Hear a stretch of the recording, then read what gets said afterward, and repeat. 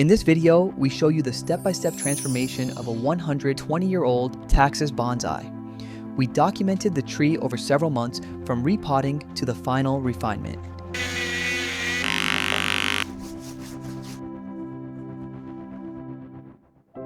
This tree is a wild-grown Yamadori from Japan. We brought it to Germany a few years ago because we regularly import trees for our shop.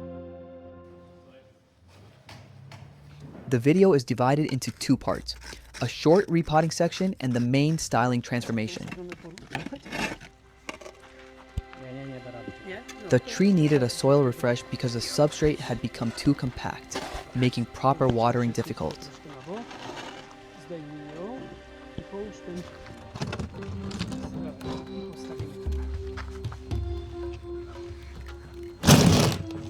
With styling planned for later in the year, we performed a light repotting, replacing the substrate but keeping the majority of the roots intact. This makes it possible to repot and style within one season. Cutting roots weakens a bonsai, so heavy root pruning should never be done in the same year as major styling.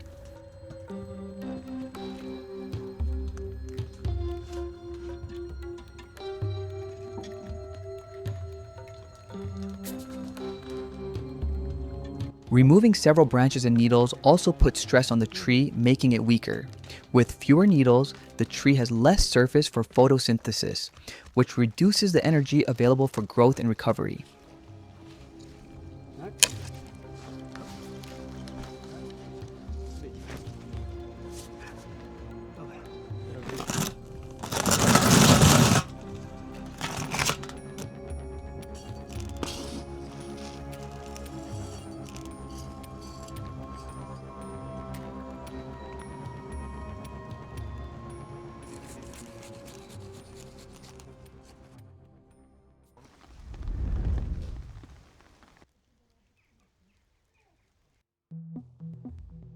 After repotting, we waited several months before styling, giving the tree time to develop a few new roots for more strength.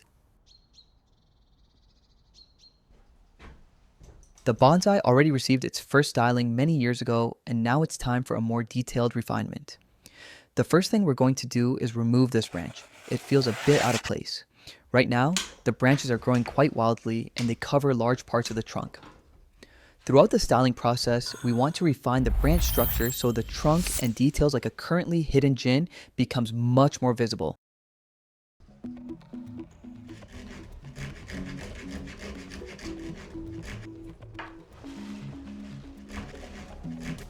Next, we move on to working on the bark. Here we want to create a strong contrast between the deadwood and the living parts.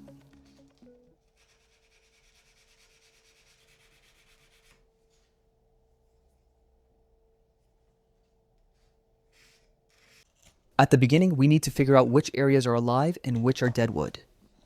Für mich ist das eindeutig hier ein riesiges Unterschied zwischen die beiden Farben. Und wenn ich mit dem Messer angreife, dann sehe ich, das ist alles hier trocken, alles tot, es ist kein Leben. Also das gesamte Bereich ist tot. This part of the tree is deadwood. You can usually tell by its different color, and you can feel it too. It's much drier and harder when you work on it with a knife. We need to be careful to separate dead wood from living areas. The reddish living wood must be protected. We just peel off the thin outer layer of bark. Cutting too deep will damage the tree and can even kill it.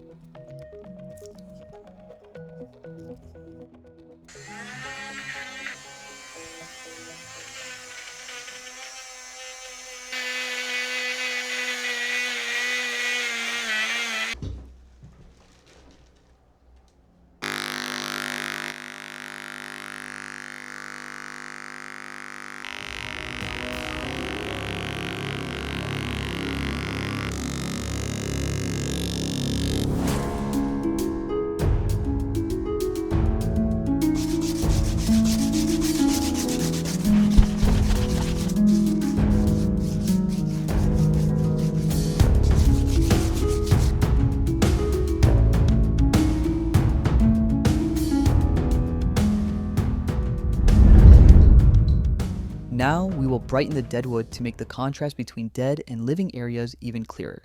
You can find a link to this product in the video description.